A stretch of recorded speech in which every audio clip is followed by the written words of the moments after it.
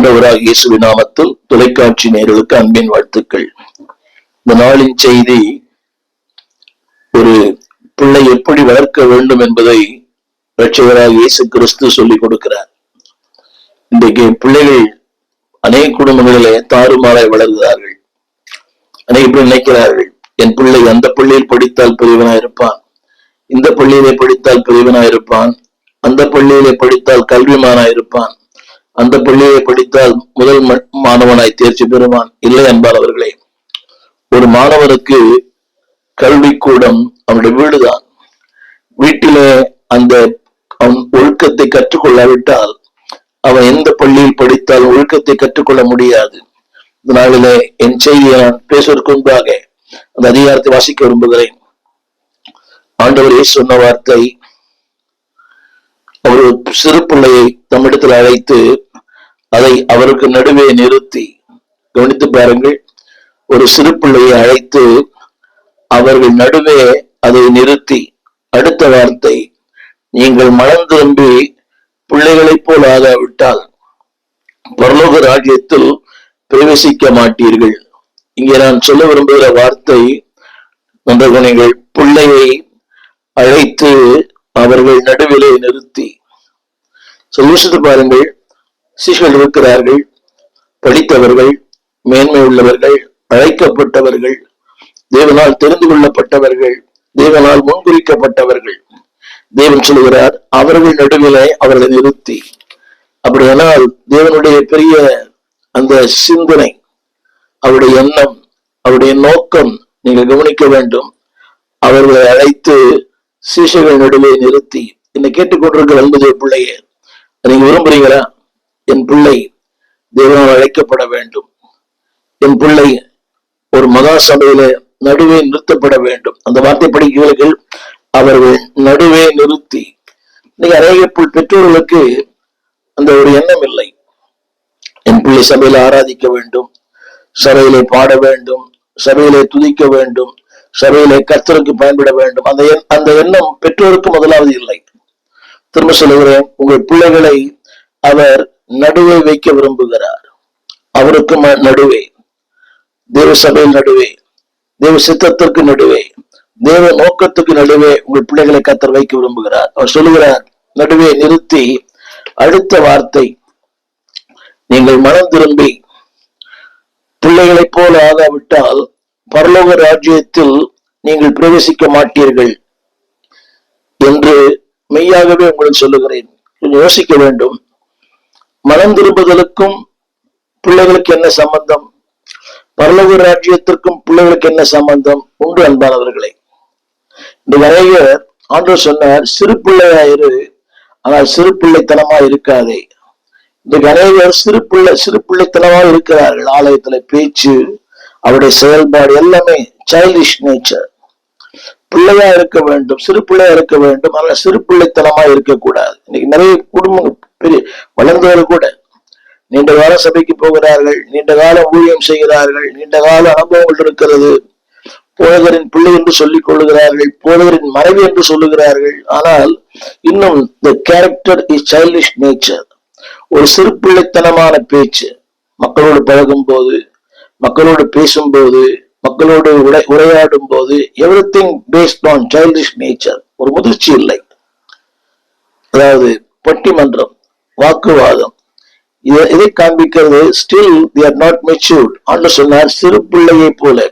அடுத்த ஒரு வார்த்தை, அவர் சொல்லுகிற வார்த்தை, அவனே பரலோகத்திலே பெரியவனா இருப்பான். இன்னைக்கு என்னுடைய செய்தி என்னவென்றால், உங்கள் பிள்ளைகள் பெரியவனா இருக்க வேண்டும். திருச்சபையிலே, ஊழியங்களிலே, தேவ ராஜ்யத்திலே, they should be in a front line. பெரியவனா இருப்பான். அநேக பெற்றோர்களுக்கு, என் பிள்ளை படிப்புல பெரியவனா வரணும், ஒரு பெரிய வேலை செய்யணும், பட்டங்கள் பெறணும், நல்லது, தவிர அல்ல. ஆனால் தேவ ராஜ்யத்திற்கு அவன் பெரியவனா இருக்க வேண்டும். தேவ ராஜ்யத்தின் ஊழியத்துல அவன் பெரியவனா இருக்க வேண்டும். தேவ ராஜ்யத்தினுடைய காரியங்களில் அவன் பெரியவனா இருக்க வேண்டும். எத்தனை பெற்றோர்கள் தங்கள் பிள்ளைகளை சனிக்கிழமை சபைக்கு அனுப்பி சின்ன சின்ன வேலையை செய்ய வைக்கிறீங்க. எதிர்த்து சபைக்கு போனாலும் பரவாயில்லை, சனிக்கிழமை அந்த பிள்ளைகளை அனுப்பி ஆலயத்திற்கு எத்தனையோ வேலைகள் இருக்கிறது. ஒரு சிறிய சபையோ பெரிய சபையோ, பல சபைகளிலே பார்க்கிறேன், கிராம சபைகள் தான். நூற்றுக்கணக்கான பிள்ளைகள் சனிக்கிழமை இரவெல்லாம் வேலை செய்கிறார்கள். இந்த சேர் போடுவது, பாய் போடுவது, பெருக்குவது, மற்ற எல்லா காரியங்களிலும். சில சபைகளிலும் துக்கமான காரியம் என்னவென்றால், அந்த போதகரே சபை பெருக்கிறார், போதகரின் மனைவி சபை பெருக்கிறார்கள். ரொம்ப துக்கமான காரியம். என் அன்பான பெற்றோர்களே, motivate your children to serve the Lord.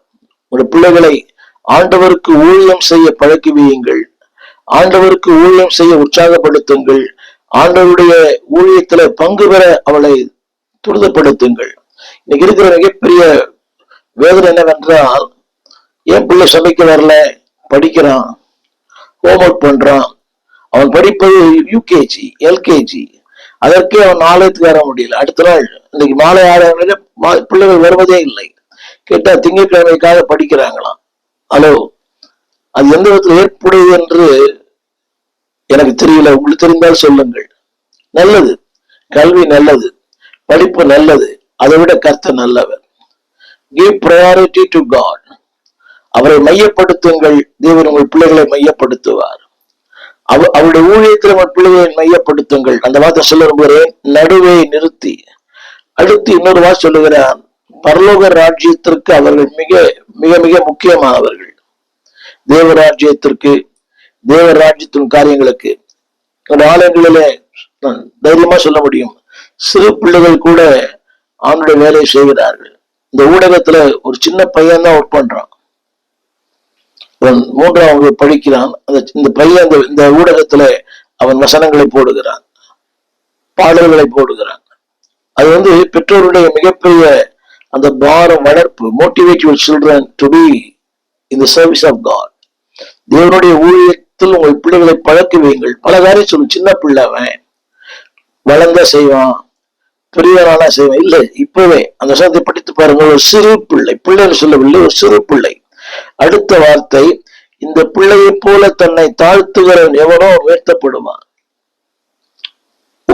அந்த அதிகாரம் சொல்லும் போது ஃபுல்லா அப்படி சொல்லுகிறார். அடுத்த ஒரு வார்த்தை 18ஆம் அதிகாரத்துல, இந்த சிறியரில் ஒருவனுக்கு எதை செய்கிறீர்களோ அதை எனக்கே செய்கிறீர்கள். ஒவ்வொரு வசனத்திலையும் அந்த சிறு பிள்ளைகளை பற்றி பேசுகிறார். பரலோக ராஜ்யம், மனம் திரும்புதல், உபசரிப்பு, ஏற்றுக்கொள்ளுதல். அடுத்த சொல்லப்பட்டிருக்கிறது. அடுத்த வசனம் எல்லாவற்றிலேயும் இடர்கள் வருகிறது. 14ஆம் வசனத்தை சொல்லி முடிக்கிறேன்.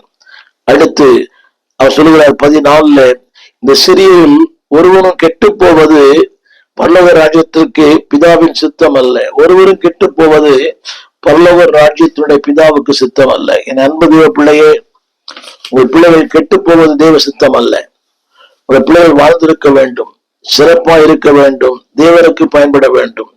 இந்த நாளிலே எனவேதான் நீதிமொழியின் புஸ்தகத்துல இந்த வசனம் வாசிக்கிறோம். 22ஆம் அதிகாரம் 6ஆம் வசனத்திலே, பிள்ளையானவன் நடக்க வேண்டிய வழியிலே நடத்து, அவன் முதிர் வயதிலும் அதை அவன் விடாதிருப்பான். நடத்து விடாதிருப்பான். நீங்க நடத்தவே இல்லையே. அவனை நடத்த வேண்டுமானால் நீங்கள் தேவனால் நடத்தப்பட்டிருக்க வேண்டும். ஆங்கிலத்திலே பயன்படுத்தப்பட்ட வார்த்தை அப். அவனுக்கு நீங்கள் பயிற்சி கொடுக்க வேண்டுமானால் நீங்கள் பயிற்சி பெற்றிருக்க வேண்டும். இன்றைக்கு பயிற்சியே இல்லாத ஒரு பெற்றோர், தாய் தகப்பன் எப்படி பிள்ளைக்கு பயிற்சி கொடுக்க முடியும்? எனக்கு கணிதம் தெரிந்தால்தான் கணிதம் கற்றுக் கொடுக்க முடியும், எனக்கு ஆங்கிலம் தெரிந்திருந்தால் தான் ஆங்கிலம் கற்றுக் கொடுக்க முடியும். அப்படியா? நீங்கள் கற்றுக்கொள்ளாமல் உங்கள் பிள்ளையை கற்றுக் கொடுப்பது என்பது எப்படி சாத்தியம்? தாழ்மை, பொறுமை, இரக்கம், தேவனுக்கு கொடுக்க வேண்டிய அந்த கனம். நீங்க ட்ரெயின் ஆனாதான் பிள்ளை ட்ரெயின் பண்ண முடியும். காணிக்கைக்கு பிள்ளைக்கு பாருங்க, சில்லறையா கொடுத்து அனுப்புறீங்க. அது எவ்வளவு கேவலமானது. அனைவரும் சொல்லி கேட்டிருக்கிறேன். சின்ன வயதுல பிள்ளைகளுக்கு நல்ல காணிக்கை கொடுப்பதற்கு சிறந்த காணிக்கை கொடுத்து அனுப்புங்க. ₹1, 50 பைசா, இதெல்லாம் பிள்ளைகள் கொடுத்து அனுப்புவது எவ்வளவு மதியீனம். இன்றைக்கு நடக்கிறது. நானே கண்ணால பார்க்கிறேன். நான் கண்டதையும் கேட்டதையும் பார்த்ததையும் சொல்லுகிறேன். சிறு பிள்ளை கிட்ட ₹1 கொடுத்து போட சொல்லி, அதாவது ஒரு 50 காசு கொடுத்து போட சொல்லி செல்லாது. எல்லாமே சில்லறையா கொடுத்து பிள்ளைகளை போட சொல்றீங்களே. First you train your self, then you train your children. முதலாவது உங்களை பயிற்சி வைத்துக் கொள்ளுங்கள். அந்த பிள்ளைக்கு தெரியும் நம்ம அம்மா அப்பா இவ்வளவு காணிக்கை போடுறாங்க, சின்ன வயசுல அவனுக்கு உயர்ந்த காணிக்கைகளை கொடுத்து போட சொல்லுங்க. அப்பதான் வருங்காலத்துல அவன் சம்பாதிக்கும் போது அவன் யோசிப்பான், இந்த வயசுல அந்த அந்த வயசுல அவ்வளவு காணிக்கை போட்டனே, இப்ப அதிகமா போட வேண்டுமே. பிளீஸ் ஐ பெக் யூ, உங்கள் பிள்ளைகளுக்கு உயர்ந்த வஸ்திரங்களை கொடுப்பதை விட உயர்ந்த பண்புகளை தாருங்கள். உயர்ந்த பள்ளி படிக்க வைப்பதை விட அவனுக்குள்ள உயர்ந்த அந்த எண்ணங்களை புகுத்துங்கள். கர்த்தருக்கு கொடுக்கிறோம், கர்த்தருக்காக செய்கிறோம், கர்த்தருக்காக வாழ்கிறோம். இன்னைக்கு நிறைய பேர் எனக்கு தெரிந்து பலர் ஆலயத்தில் பிள்ளை வேலை செய்ய விரும்புவதே இல்லை. ஒரு தாயார் சொன்னார்கள், எப்ப பார்த்தாலும் சபைனே மூடுறான் ஐயா. அப்படி என்ன சபையில அது எவ்வளவு பெரிய மேன்மை.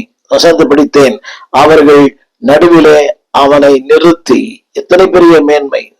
ஒரு சபை நடுவிலே ஒரு பிள்ளை ஊழியம் செய்கிறார் என்றால் அது பாக்கியமானது. அது வீடியோவா இருக்கலாம், மீடியாவா இருக்கலாம், ஒலிபெருக்கா இருக்கலாம், ஏதோ ஒரு காரியமா இருக்கலாம். பெற்றோர்களே, தயவு அன்பு கூர்ந்து சொல்கிறேன், நீங்கள் எந்த சபைக்கு போனாலும், நீங்கள் எந்த கிராமத்தில் இருந்தாலும், எந்த பட்டணத்தில் வாழ்ந்தாலும், train your children to be in the ministry.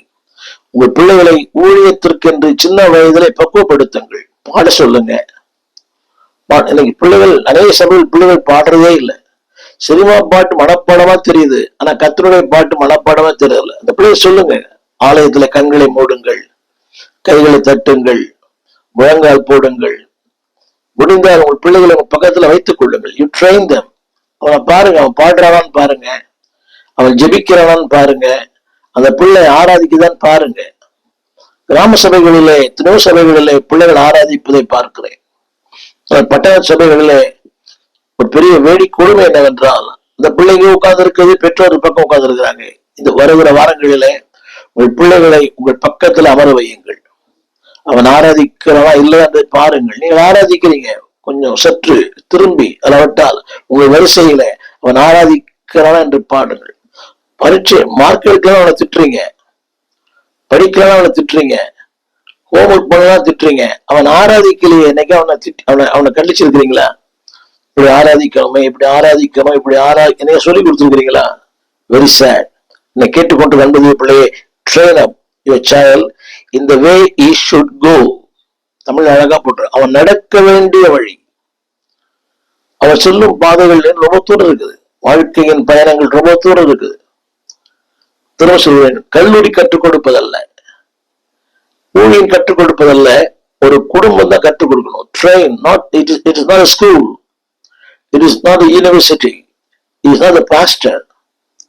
இன்னைக்கு பாருங்க, அதுக்கான துபத்திரம் தாளாம தான் விபிஎஸ்ல பிள்ளைகளை 10 நாள் அனுப்புறாங்க. வீடு அமைதியா இருக்கணும். அது விபிஎஸ் ஒருவனை மாற்றவே இல்லையோ, ஒரு பெற்றோர் தான் அவனை மாற்ற முடியும். 10 நாள் விபிஎஸ் ஒருவனை மாற்றாது. ஒரு வீடுகளில் அவன் இருக்கிறான் பார்த்தீங்களா, பள்ளிக்கு போகிற நேரம் தவிர மற்ற நேரங்களோடு கூட இருக்கிறான். That is our school. அதுதான் உங்கள் வீடுதான் பல்கலைக்கழகம், உங்கள் வீடுதான் கல்லூரி, உங்கள் வீடுதான் மிகப்பெரிய அன்பானுடன் உருவாக்கும் ஒரு கலைக்கூடம். என்னை கேட்டுக்கொண்டிருக்கிற அன்பு பிள்ளையே, அதுல ஒரு சொல் போட்டிருக்குது, முதிர் வயது வரும்போது கவனிங்கள், நீங்கள் இருப்பீங்கள் ஆயிருப்பனோ தெரியாது, காலங்கள் கடந்து போகுதே, நேற்று இருந்தவர் என்று இல்லை, நிலையற்ற வாழ்க்கை. முதிர் வயதிலும் அவன் அதை விடாதிருப்பான். He will not depart from that. முதிர் வயதிலும் ஏன் தெரியுமா? திரும்ப ஜெபிக்க கத்து கொடுங்க. காணிக்க போட கூட அவன் காணிக்க போடுறவங்க பாருங்க. நீங்க அவன் கொடுக்கும்போது சில்லறையா கொடுத்து திரும்பி சொல்ல விரும்புகிறேன், give him ஒரு சிறந்த காணிக்க அந்த பையன் கொடுங்க. சிறந்த அப்பவே அவனுக்கு தெரியும், ஏழ்மையிலும் வறுமையிலும் உன்னை பெற்றோர்கள் இந்த காணிக்க கொடுத்தாங்களே, நீ சொல்லுங்க, இது கர்த்தர் கொடுப்பது, அவனுடைய பலனை நீ அனுபவிப்பாய், உன் பிள்ளைகள் அனுபவிக்கும், உன் சந்ததி அனுபவிக்கும். இதனாலே என்னை கேட்டுக்கொண்டிருக்கிற அன்பு பிள்ளையே, இட் இஸ் ஒவ்வொரு பிள்ளைகளுக்குமே ஒரு தனிப்பட்ட ஆசிரியர் பெற்றோர் தான். It's individual school. பள்ளியில 100 பேர் இருக்கிறாங்க, 60 பேர் இருக்கிறாங்க. ஆனால் ஒரு குடும்பம் தான், ஒரு வீடு தான் அவனுடைய பல்கலைக்கழகம். அன்பு பிள்ளையே, ஒரு வேதம் தான் புக், அவனுடைய டெக்ஸ்ட் புக். திரும்ப சொல்லுகிறேன், அதுதான் அவன் வாழ்க்கையை லகுவாக்கும், மேன்மையாக்கும். இப்படி சொல்றாங்க. அவன் எல்லா அரியர்ஸ் கிளியர் பண்ணிட்டான். அரியர்ஸ் கிளியர் பண்றது முக்கியம் இல்லை, வாழ்க்கையில் இருக்கிற அந்த அரியர்ஸ் எத்தனையோ இருக்குது. அரியர்ஸ் ஜெபிப்பதில்லை, வேதம் வாசிப்பதில்லை, ஊழியம் செய்வதில்லை, கொடுப்பதில்லை, ஆலயத்துல ஒரு கான்சன்ட்ரேஷன் இல்லை. There are so many arrears in his life. Arrears clear பண்றதுல அவளுக்கு முக்கியத்துவம் கொடுக்கிற நீங்கள், வாழ்க்கையின் அரியர்ஸ் நிறைய இருக்குது. நீ காலை கூட ஒரு குடும்பத்தோடு பேசினேன், பேசித்து பாருங்கள். அந்த ஒரு ஊழியத்தில் ஈடுபாடு இல்லை. விடுமுறை நாள் இருந்தால் நண்பர்கள் ஊர் சுத்தணும், அதை பெற்றோர் சொல்லணும். அவன் கேட்கலன்றது எவ்வளவு பெரிய வெக்கக்கேடு. அவன் கேட்கலன்னு சொல்றீங்களே, அது எவ்வளவு பெரிய வெக்கக்கேடு. நீங்களும் நானும் பெற்றோரை இருப்பதற்கு தகுதியானவர்கள் அல்ல. கிளியர். அந்த வசனத்தை திரும்ப வாசிக்கிறேன். You will not depart from that. அதாவது அன்பான தேவ பிள்ளையே, அதை தீர்மானிங்க. என் பிள்ளை எப்படி இருக்கணும் தீர்மானிங்க. You train them. கண்டிக்கிறதுல கண்டிங்க, புத்தி சொல்லுங்க, அன்போடுங்க. at the same time train them. யோசித்து பாருங்க, இந்த ஒவ்வொரு ட்ரெயினிங் எவ்வளவு கஷ்டம். ராணுவத்துல ட்ரெயினிங் எவ்வளவு கஷ்டம் இல்லை. 6 அடி உயரம், 7 அடி உயரம், நீளமாய் தாண்டுவது, உயரமாய் தாண்டுவது எவ்வளவு கஷ்டம். அது முடிச்ச பிறகுதான் அது became the soldiers. ஒரு போலீஸ்காரர்களாய் ராணுவத்தில் சேர்கிறார்கள். எவ்வளவு கடினம். மலை ஏறுதல், அப்படி இந்த தீப்பந்தத்துக்குள்ளே போகுதல், உயர தாண்டுதல், நீள தாண்டுதல், இதெல்லாம் எவ்வளவு பயிற்சி. அது முடிவுதான் they became officers. மிகப்பெரிய அதிகாரிகளாக, ஐபிஎஸ் ஆக மிகப்பெரிய அதிகாரிகளாக மாறுகிறார். ராணுவத்தில மாறுகிறார்கள், காவல்துறையில மாறுகிறார்கள். அதுக்கு என்ன காரணம்? the training. என்னை கேட்டுக்கொண்டிருக்கிற அன்பு பிள்ளைகள் இருகாரம் கூப்பி சொல்லுகிறேன், train your children the way where God wants to be. தேவன் அவரை யாரா இருக்க வேண்டும் என்று விரும்புகிறாரோ அப்படியே மாற்றுங்கள், திரும்ப திரும்ப.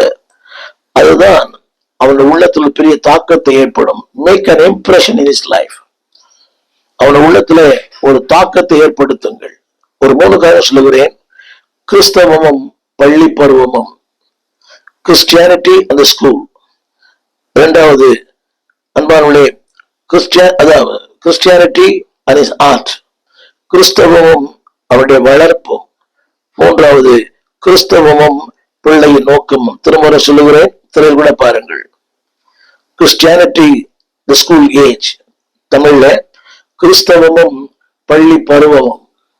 இரண்டாவது கிறிஸ்டியானிட்டி அண்ட் ஹார்ட், கிறிஸ்தவமும் பிள்ளை வளர்ப்பும் வாழ்க்கை முறையும்.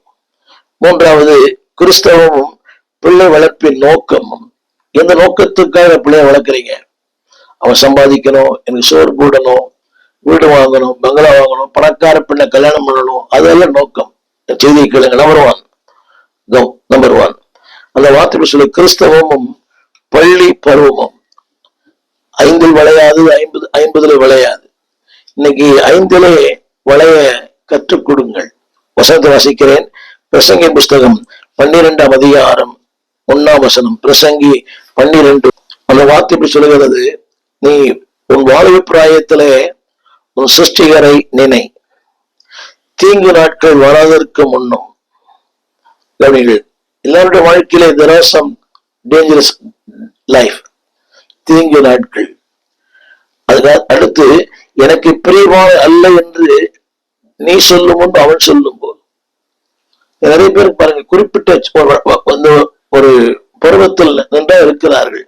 அவன் சொல்றான், இது எனக்கு பிரியமானது இல்லை, சபை எனக்கு பிரியமானது இல்லை, பாஸ்டர் எனக்கு பிடிக்கல, சத்தியம் பிடிக்கல. இன்னைக்கு எல்லாருமே மாடர்னா இருக்க விரும்புறாங்க. இந்த பனியன் போட்டு, டிஷர்ட் போட்டு, ஆட்டம் போட்டு, பாட்டம் போட்டு, டான்ஸ் போட்டு, people like that kind of church. கேட்டா ஒரு அம்மா சொல்றாங்க, உயர்ந்த நல்ல ஆவிக்குரிய சபைக்கு போனவங்க, சத்தியம் கேட்டவங்க, ரொம்ப ஆழமான சத்தியங்களை கேட்டவங்க, இப்ப வேற சபைக்கு போறாங்க. என்னன்னு கேட்டா, பிள்ளைகள் அந்த சபையை விரும்புறாங்க. ஹலோ, நீங்கள் அவர்களை மாற்ற வேண்டும், அவர்கள் உங்களை மாற்றக்கூடாது. நீங்க தான் அவங்களை மோட்டிவேட் பண்ணணும்.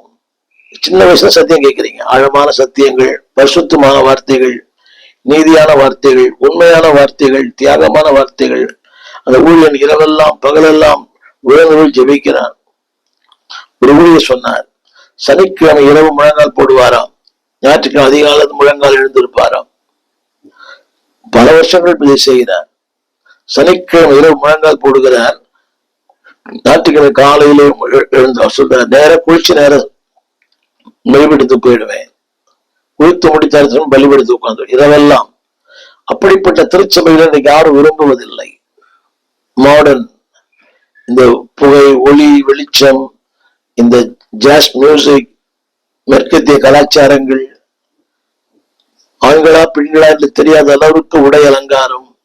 என்னை கேட்டுக்கொண்டிருக்கிற அன்புடைய பிள்ளையே, அதாவது எனக்கு பிரியமானவர் அல்ல என்று சொல்லும் வருஷங்கள் சேராதற்கு ஒண்ணுமே. திரும்ப திரும்ப பிள்ளைகளுக்காக சபையை மாத்தாதீங்க. உங்களுக்காக பிள்ளைகள் சபையை மாற்ற சொல்லுங்க. நான் சொல்ல உங்களுக்கு உலகம் வைக்கிறேன். உங்க பிள்ளைகளுக்காக ஒரு ஆவிக்குரிய விட்டு போறீங்களே, எவ்வளவு பெரிய வருத்தம், எவ்வளவு பெரிய துக்கம். சரியா, அது கேவலம். ஒரு பிள்ளைகளுக்காக சபையை மாத்துறீங்களே, அதுக்கு ஒரு விளக்கம் சொல்றாங்க. உங்களுக்கு மொழி புரியல. ஹலோ, வீட்டுல இந்த மொழி தானே பேசுறீங்க, வீட்டுல தமிழ் தானே பேசுறீங்க. அதுல ஒரு கருத்து, அங்க போனா அது become well known in English. அப்படியெல்லாம் மாறாது. ஒருவேளை மக்களுடைய தரம் உயர்ந்த மக்களா இருக்கலாம், தரம் வாய்ந்த மக்களா இருக்கலாம். இதுல அவங்களுக்கு ஒரு நம்பிக்கை தெரியுமா? அங்கே உயர்ந்த மக்கள் வருகிறார்கள், உயர்ந்த ஜாதி மக்கள் வருகிறார்கள். என் பிள்ளைகள் பழகும் போது அவள் அப்படியே மாறிடுவாங்க. கவனிங்கள், ஆண்டவர் தான் உயர்த்துகிறவர். ஒருவர்கள் பழகுவதனாலேயோ ஒட்டி கொள்வதனாலேயோ உங்களோட அந்தஸ்து மாறாது. இளையகுமாரன் தன் தகப்பனை விட்டு போனான். தேசத்தின் குடியானவர்கள் ஒட்டி கொண்டான். அவன் நினைச்சான், இந்த ஆளோடு ஒட்டி இருந்தா சிறப்பா இருக்கலாம், செழிப்பா இருக்கலாம், பசி இல்லாம இருக்கலாம். வசனம் சொல்லுகிறது, அவனோ அதை கொடுக்க மனதில் இருந்தான். கடைசியில் அவனுக்கு கிடைத்தது பன்றிகள் தின்னுகிற தவிடு. திரும்ப திரும்ப நான் வழி சொல்லுகிறேன், டோன் ஒரு வாழ்க்கையில கற்பனை உலகத்துல வாழ வேண்டாம், ரியல் உலகத்துல வாழுங்க. அது சந்தோஷம். அந்த பிள்ளை பணக்காரரோட பழகுது, பணக்கார வீட்டுக்கு போகுது, கார்ல வந்து இறங்குது, அது பெரிய அது ஆசீர்வாதமா?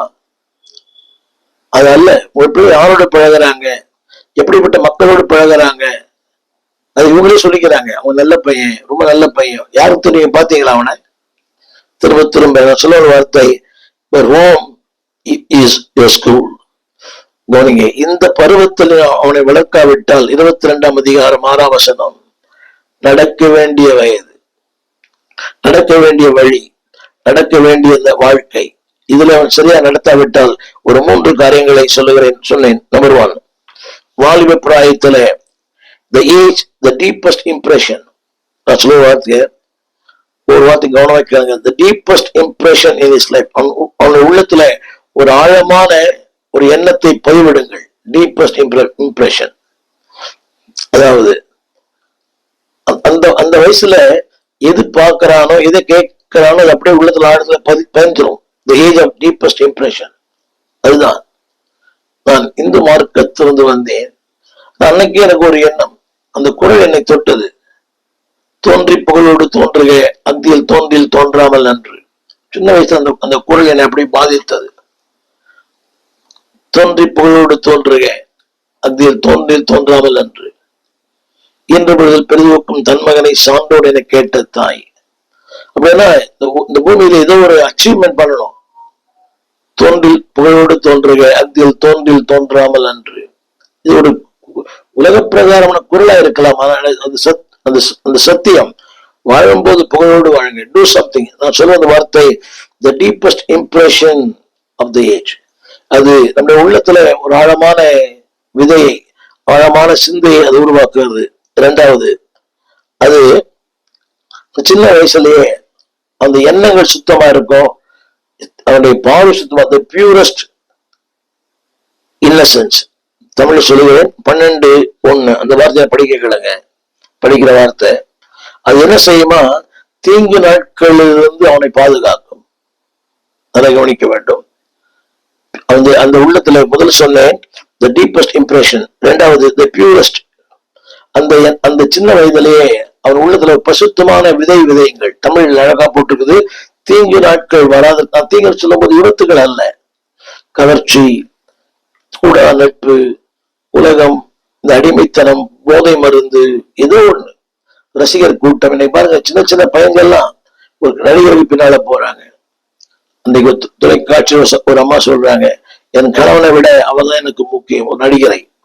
இது எவ்வளவு பெரிய துக்கமான வேதனையான ஒன்று. பிகாஸ் நான் சொல்ல அந்த வார்த்தை, அந்த எண்ணங்களை தூய்மை இல்லையே, சிந்தையிலே தூய்மை இல்லையே, பார்வையிலே தூய்மை இல்லையே. அது எங்க ஆரம்பிக்கும்? இந்த ஸ்கூல், உங்களுடைய வீட்டுல ஆரம்பிக்கும்.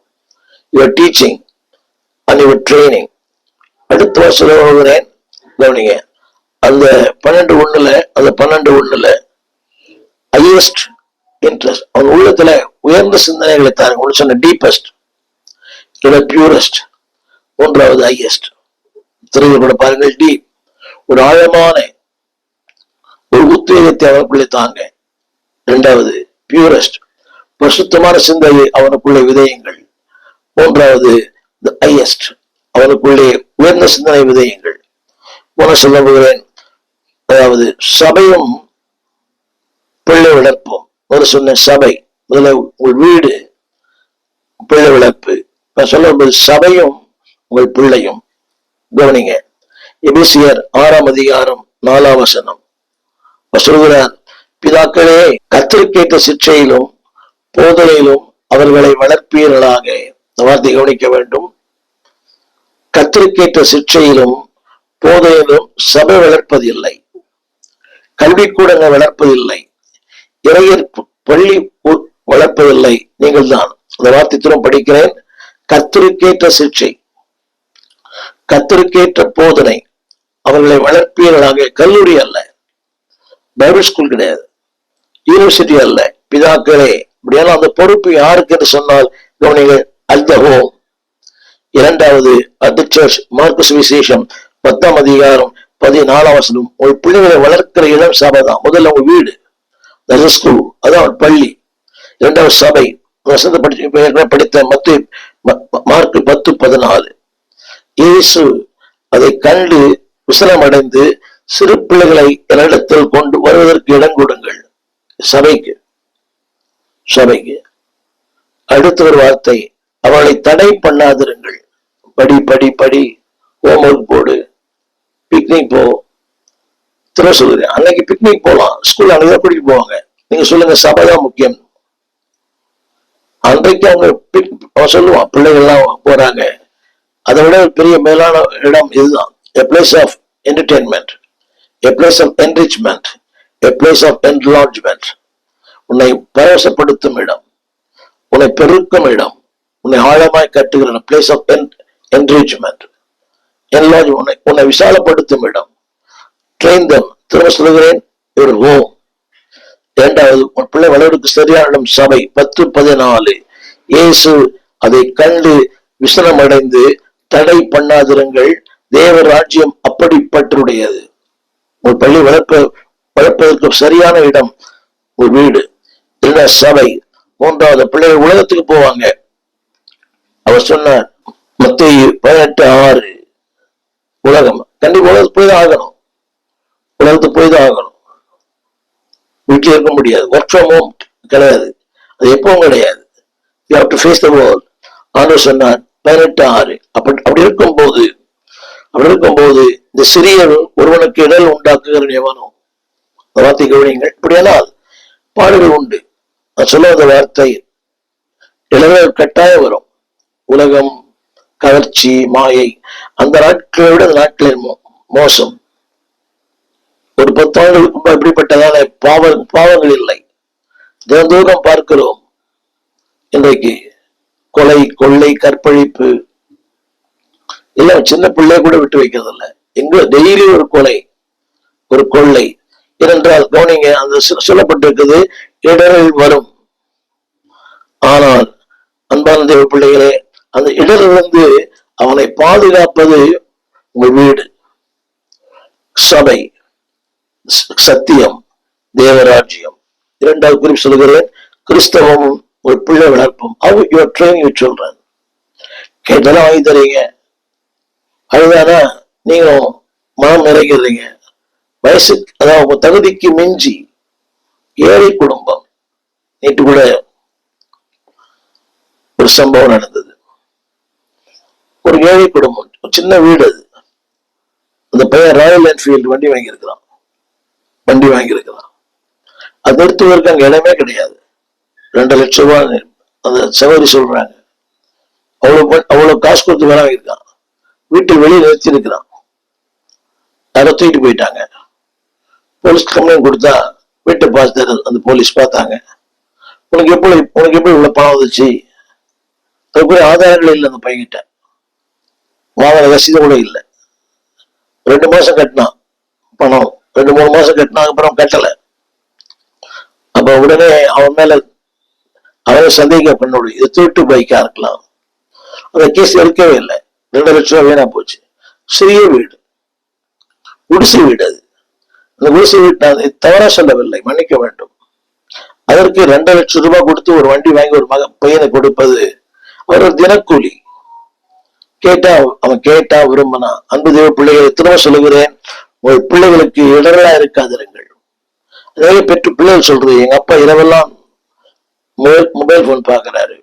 பிள்ளைகள் சொல்ற வார்த்தை, இடரல் உண்டாக்குறவன் எவனோ அவனை கழுத்தில் எந்திரக்கல்லை கட்டி சமுத்திரத்தின் ஆழத்துல அவன் அழுத்துவது நலமாயிருக்கும்.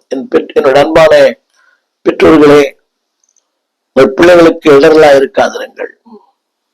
திரும்ப சொல்லுகிறேன், train them, motivate them, encourage them, evangelize them, educate them. தரையில கூட பாருங்கள், educate them, கற்றுக் கொடுங்க. evangelize, அவரை ஆதாயம் பண்ணுங்க. அன்பாளி என்கரேஜ், உற்சாகப்படுத்துங்க. அடுத்து சொல்ல போகிறேன், கிறிஸ்தவம் பிள்ளை வளர்ப்பின் நோக்கமும். எந்த நோக்கத்திற்காக பிள்ளை வளர்க்கிறீர்கள் சற்று யோசித்து பாருங்களேன். What is your motivation? பணம் சம்பாதிக்கணும், படிக்கணும், அவன் பெரிய ஆளாகணும், பணக்கார பெண்ணை கல்யாணம் பண்ணணும். அதெல்லாம் அற்பமான எண்ணங்கள், அற்பமான வாழ்வு. அவர் கையில கொடுத்தீங்கன்னா அற்புதமாய் மாறும். ஒரு 3 காரியங்களை சொல்லுகிறேன். அந்த அவன் நோக்கம் என்னவென்றால் அவன் மனம் திரும்ப வேண்டும்.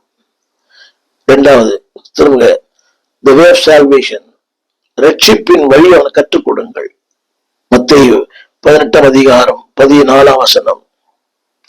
14 வசனம் தேவன் சொல்லுகிறார், தேவராஜ்யம் அப்படிப்பட்டவருடையது. தேவராஜ் அப்படிப்பட்ட ட்ரெயின் சொல்ல முதல் வார்த்தை வே ஆஃப் சால்வேஷன், ரட்சிப்பின் வழிகளை கற்றுக் கொடுங்கள். இதுதான் சத்தியம். உலகம் நிலையற்றது, உலகம் பொல்லாதது, அது ஒரு காணல் நீர், ஒரு போலி தோற்றம். சொல்லப்பட்ட வார்த்தை ரட்சிப்பின் வழியை கற்றுக் கொடுங்கள். 2வது சாட்டிஸ்பாக்சன். அவன் நினைக்கிறான் இது திருப்தி, அது திருப்தி, அது திருப்தி. பையனோட சுத்திட்டு வரான், திருப்தி வருதுன்னு நினைக்கிறான். மணிக்கணக்காக மொபைல்ல பேசுறாங்க அந்த பிள்ளைகள், திருப்தின்னு சொல்றாங்க. அது திருப்தி அல்ல. நீதிமொழி புஸ்தகம் 22 அதிகாரம் 6 வசனம். நீதிமொழிகள் 22:6. நீ நடக்க வேண்டிய வழி கவனிங்க. The way of satisfaction.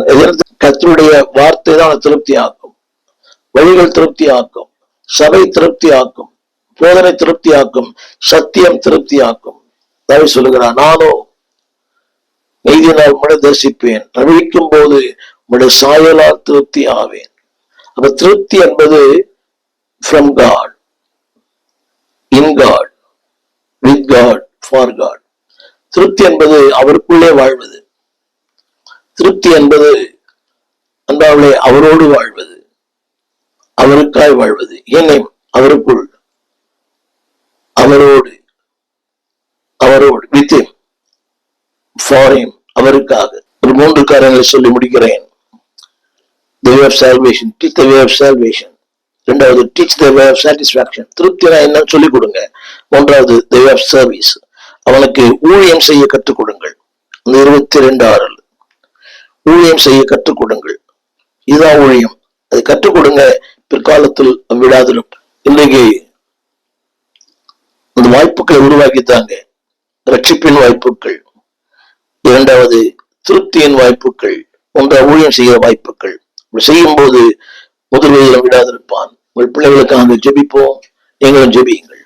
வானத்தையும் பூமியும் படைத்த நல்ல ஆண்டவரே, அருமையான வேலைக்காக நன்றியோடு துதிக்கிறோம். இன்றைய சிறு பிள்ளைகள், வருங்காலத்தின் இளைய தலைமுறைகள் இன்றைய சிறு பிள்ளைகள் வருங்காலத்தின் திருச்சபையின் தூண்கள். தகப்பனே, நீங்க கேட்டது போல பிள்ளையும் வளர்ப்பும், பிள்ளையும் நோக்கமும், பிள்ளையும் திருச்சபையும் என்னுடைய பிள்ளைகளுக்கு நாங்கள் முன்மாதிரியாய், ஒரு ட்ரெயினராய், ஒரு ஆசிரியர்களாய், ஆண்டவரே கற்றுக் கொடுக்கிற நல்ல உபாத்தியாயர்களாய் எங்களை மாற்றும். Not only as a father but a good teacher. நல்ல தகப்பனாய், நல்ல ஆசிரியனாய், நல்ல நண்பனாய், நல்ல போதகனாய், நல்ல ஆசாரியனாய் ஒவ்வொரு பெற்றோர்களை மாற்றும். சொந்த வாழ்க்கைக்காக அல்ல, சுயநல வாழ்க்கைக்காக அல்ல, ஆண்டவரே ரட்சிப்பின் வாழ்க்கை, we have salvation, we have satisfaction, ஒரு அவனை திருப்தியின் வாழ்க்கைக்குள்ளே way of service, ஊழியத்தின் பாதைக்குள் நடத்த இறக்கம் செய்யும். அன்பின் கரங்களிலே தாழ்த்தி ஒப்புக் கொடுக்கிறோம். ஒவ்வொரு பெற்றோருக்கும் இந்த கிருபைகளை தாரும். ஆமாண்டவரே, எங்கள் குடும்பம்தான் மிகப்பெரிய பல்கலைக்கழகம், எங்கள் குடும்பம்தான் மிகப்பெரிய கல்லூரி, எங்கள் குடும்பம்தான் மிகப்பெரிய பள்ளி. அது எங்கள் பிள்ளைகள் படித்து நாளை இந்தியாவிலே மிகப்பெரிய தலைவர்களாய், மிகப்பெரிய பிரசங்கியார்களாய், மிகப்பெரிய எழுப்புதல் வீரர்களாய் எங்கள் பிள்ளைகளை மாற்றும். பயன்படுத்தும் சித்தம் போல, பண்படுத்தும் விருப்பம் போல எங்கள் பிள்ளைகள் உடைய கரத்தில் ஒரு புல்லாங்குழலா இருக்க உதவி செய்யும். ஆசீர்வதியும். இயேசுவின் நாமத்தில் நல்ல பிதாவே, ஆமேன். அன்பான தேவ பிள்ளைகளே, ட்ரெயின் யுவர் சில்ட்ரன், பிள்ளைகளை பயிற்சி வையுங்கள். நீங்களே நல்ல ஆசிரியர். உங்களுடைய விருதை இங்கேயும் பெறுவீர்கள், அங்கேயும் பெறுவீர்கள். God bless you. எங்கள் விலாசம் போதகர் ஸ்டீஃபன் தேவகுமார், திறந்த வாசல் சபை, நம்பர் 65, பரமானந்த தெரு, 7 கிணறு, சென்னை 600001. தொடர்புக்கு 9841839287. மேலும் 0444183330. எங்கள் மின்னஞ்சல் stephenopendor@gmail.com. எங்கள் தேவ செய்திகளை யூடியூப் சேனலில் பார்த்து பயனடையுங்கள். தேவன் உங்களை ஆசீர்வதிப்பாராக.